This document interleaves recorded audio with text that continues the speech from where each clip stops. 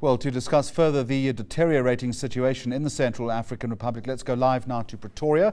Standing by to talk to us is Siphamandla Zondi, who's Director at the Institute for Global Dialogue. Mr. Zondi, good evening to you and welcome. Fair to say that the country at this point is in turmoil. How do you see it playing out in the short term? Good afternoon, Jeremy. Indeed, the country is in turmoil. We've just had a coup.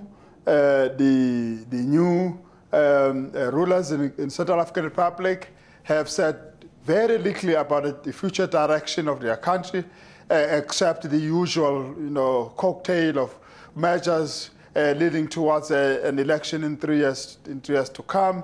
And they haven't indicated anything with regards to a number of foreign forces that are on the ground in the Central African Republic, about a force of about 1,000 soldiers from regional countries, the neighbors of Central African Republic, about 300 French troops, and a smaller contingent of American and South African troops that you now hear from your report that they are probably being evacuated in drips and drabs to Uganda. Can we reflect on the status of the rebels themselves? We know at this point that looters, gunmen are now running rampant in the capital itself. There is no discernible element, is there, of leadership among the various rebel factions?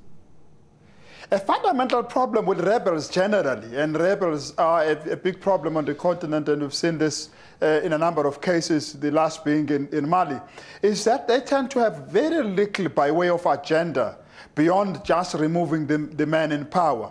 And usually even that removal of the man in power is not driven by a wish to build a more representative, a more accountable, a more efficient government, but merely to install themselves in power and access the resources that come with being in power. And in this particular case, there are special features of this particular one that makes for a very worrying picture. The fact that it is a coalition of a number of smaller armed groups, some of them do not come from Central African Republic itself, are said to come from other countries as well. And now it might have been easier for them to work together for the purpose of removing President Bozizé than to build any government going forward. One very illustrative case is the fact that the government of Bozizé was already a government of national unity. The prime minister of the government of Bozizé came from the same rebel group, the Seleka group, by virtue of an agreement in January. And therefore, they have just toppled the government in which they are part.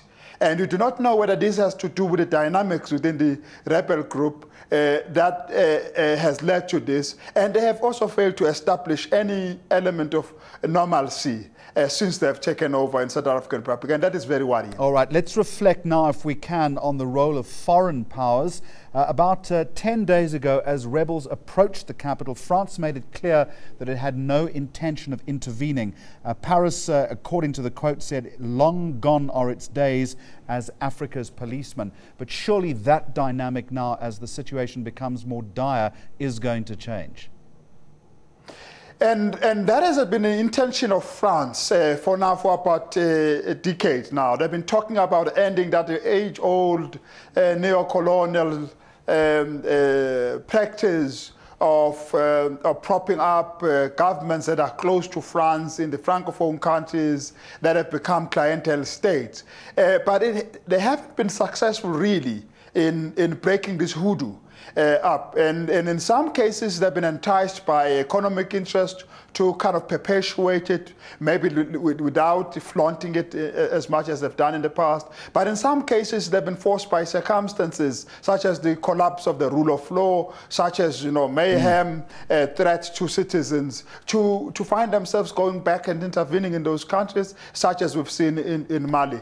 It is very possible that they might end up intervening a lot more directly to establish stability in the Central African Republic. Mr. Zondi, very quickly, I'm just going to ask you for one final answer, and time, unfortunately, is against us.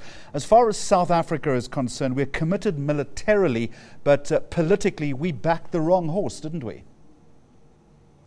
I am not quite sure. We have a very big dilemma. If we decide to prevent a collapse of governments in any particular country in Africa, that is going to be construed as a support for a sitting government.